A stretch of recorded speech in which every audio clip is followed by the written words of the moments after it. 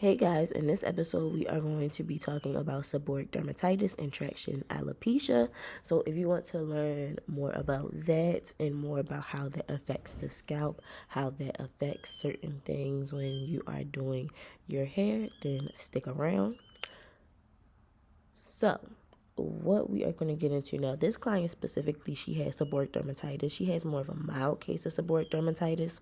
I noticed it when she first came to me. It's easy as a stylist for the most part to tell if someone has seborrheic dermatitis. However, sometimes if you tell them to go to the dermatologist, they will. Sometimes they will not.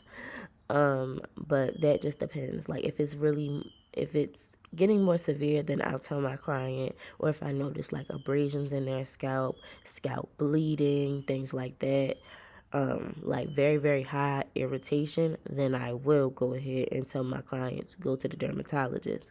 In other cases, I will give my client an aloe treatment and what I call a scalp detox treatment. I'll go in, I'll gently remove most of the flakes that I can, as long as there's no scabbing and things like that. I don't remove scabs or anything like that.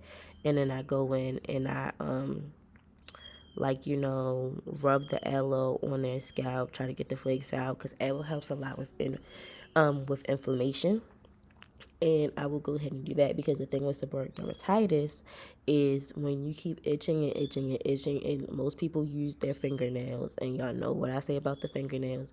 What that does, especially with it being like scabs and scales in the scalp, it could cause hair thinning, it could cause hair loss, and things of that nature. And that's what we want to avoid, because nobody wants to deal with that. Now, if you don't know, seborrheic dermatitis is a skin condition, and it is basically overgrowth of yeast. Basically, a yeast infection. Seborrheic dermatitis is mostly found on the scalp, and then you can find it in somebody's hair, like in the hair and their eyebrows. You can find it on their hairline, a little bit above the scalp, and things like that.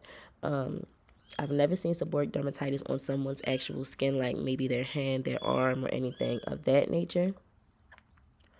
So that's the only thing.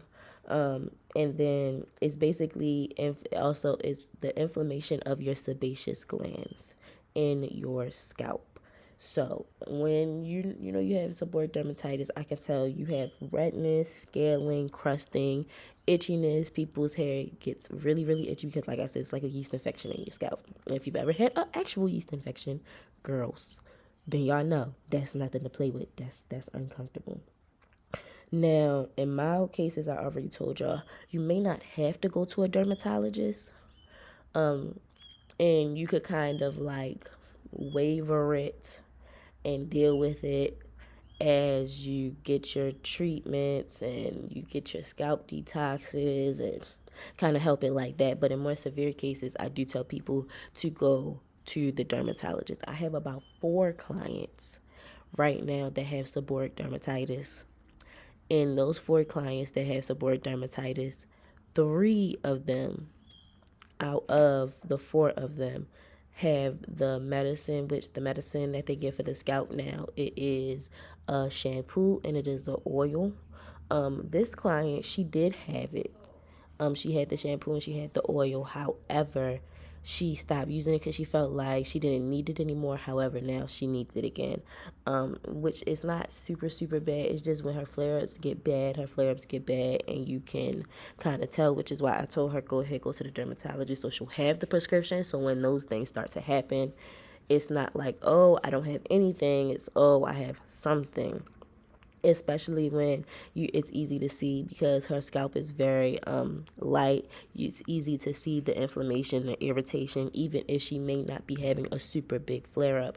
And I want her to not have those, or have those as less as possible. If you get what I'm saying, that did not make any sense. But yeah, some things seborrheic dermatitis is affected by, you can get a flare up with, if you eat a lot of dairy, a lot of sugar, if you're very stressed, you have a lot of stress going on, the seasons, when the seasons change, you could get a flare up, things like that. Or sometimes you could just get a flare up for no reason. And then usually with my people with seborrheic dermatitis, I don't, especially severe seborrheic dermatitis, I don't allow them to get sew-ins, and I don't allow them to get quick weaves.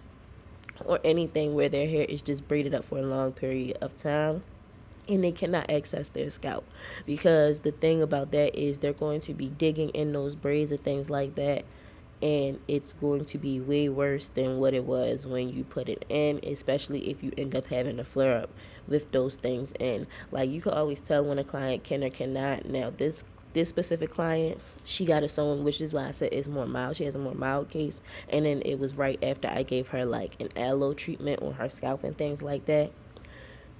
Hers isn't as severe, so I gave her a sew-in and she turned out to be fine. But that's because she has a way more mild case than my other clients. When you have severe seborrheic dermatitis, I feel like sew-ins, braids, things of that nature, for the most part, are a no-go. And you see me, I just took one out of her hair, like one of the scales and stuff. Um, so that is up to discretion between you and your stylist. But me personally, if you have a severe case, I would not do it. Um, Now, when you do go to the dermatologist and they prescribe you the medicine, I always say use the oil in the shampoo. I like the oil because you could tell the oil helps in a lot of different ways. Now, if you're not comfortable with using the oil, then that's something you and the dermatologist talk about, because I am no doctor. I am just trained to look at these things and recommend you guys to go to the doctor. Um, as far as that goes and stuff like that. And then you can still get regular styles. Like her hair has been growing since Carver has been with me for about a year, if I'm not mistaken, about a year. And if I could find the picture, I will insert the picture of when she first started coming. But her hair has been growing wonderfully after she has been coming to me and after we have been going to the root problems and things like that. Now, she does have breakage up in the front because she did get braids.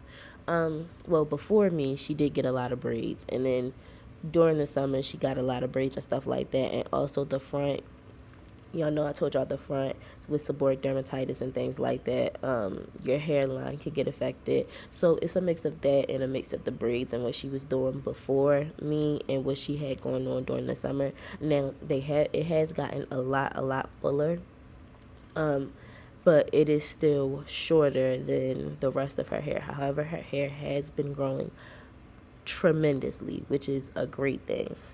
Now on the topic of braids and her having some thinning and breakage during the braids. Let's move on to traction alopecia. Now, traction alopecia is exactly what it sounds like. It is alopecia due to the things that have been done to the scalp, due to the trauma that the scalp has experienced. Now, whether that be braids, whether that be wig glue, whether that be a whole bunch of tension, just continuous things like that, plus the products that a lot of braiders use these days, like the way they use products, that can have an effect on your scalp as well. Now, sorry if I sound a little bit congested, y'all. But that can have an effect on your scalp as well. Like, I've seen so many cases of people coming into the salon and they're like, I had edges and I don't know what's wrong, or I had this and I don't know what's wrong. And the first few questions that I ask are, do you wear wigs? How often do you wear braids? X, Y, and Z. And the answer 9 times out of 10 is always yes, unless they've just had that natural thinning their whole lives. Which in that case, that's not traction alopecia. But the answer 9 times out of 10 is yes. All I wear is wigs. Most of the time I wear braids or X, Y, and Z. In these high tension styles, especially if you have finer hair, y'all. When you have finer hair, it'll affect you. Finer hair with a little bit of normal, low to medium density. What that does is just pull your hair right out the follicle, and it causes trauma to the follicle. And after so many times, once that trauma is done to the hair follicle, your hair is going to fall out. Now, I understand a lot of people, they're like, braids grew my hair for 2 years and I was fine. But I guarantee 9 times out of 10, your edges aren't as full as they should be, unless you're getting like certain things like knotless. Knotless can pull your hair out, but normally it's because of the lint, because of all the product that they put in. And if you don't catch that as a person, then that's when it creates a problem and stuff like that. So with that being said, y'all, please put down the wigs. Please chill on the braids. I give a rule of thumb to my clients for the most part: 4 months in braids for the year. That is enough. You could switch it up and do maybe a wig and something else throughout the year, and then the rest of the year your hair needs to be out, preferably. Now some people, they go a little bit longer in braids just because of their lifestyle, and I understand that, but for that to be okay, the braider has to be immaculate. The braider has to be focused on hair care. The braider has to pay attention to the tension that is being put on the scalp. You have to switch up your braids. You cannot get the same braids over and over and over again, because that is where traction alopecia takes place. And then sometimes when you get traction alopecia, sometimes your hair will come back, if your follicles are not dormant, and you can always tell if it is possible for your hair to come back, based on like the affected areas being super super smooth with no follicles at all. They're just closed, because it is different. It is a difference between the follicles being closed and the follicle being dormant. If the follicle is being dormant, sometimes you can wake up a dormant follicle, and with the right treatments, the right scalp manipulations, the right products, you are able to bring the hair back, and it is able to start growing back. But sometimes that is not the case, y'all. With all these, especially even like the really tight, like a lot of military women wear a lot of the really really tight slick backs and stuff like that, that affect their edges and pull their edges a lot, or the ponytails that affect their edges a lot, and that could cause traction alopecia too. So I just want us to be smart. I want us to be able to rotate our styles. I want us to be able to start catching those things when those things occur, so we are not left blindsided. And when we are left blindsided, whether it be seborrheic dermatitis and we don't do anything about it, or traction alopecia and we do not do anything about it, we are able to catch it, do something about it, so we could prevent hair loss. Because the whole goal of this channel, y'all, is to give y'all information on hair care, so y'all can start taking care of your own hair at home, and for other stylists to be able to see like, hey, oh, maybe I can implement that, or things like that. Or so y'all can voice your opinions to y'all stylist in the correct, educated manner, because everybody should be able to feel comfortable in wearing their own hair. And that is my goal for healthy scalps, healthy hair, and things like that. So if this helped you, please leave a like, a comment. Let me know what y'all want to see, what y'all want to know, and we will get it done. We will push out these videos. I've been consistent for 2 weeks straight, y'all. Give me my claps. I told y'all we was coming back better than ever. Y'all is not going to get rid of me. Y'all are not going to get rid of me. And we are going to make it do what it do. So I will see y'all in the next video. And thank you guys.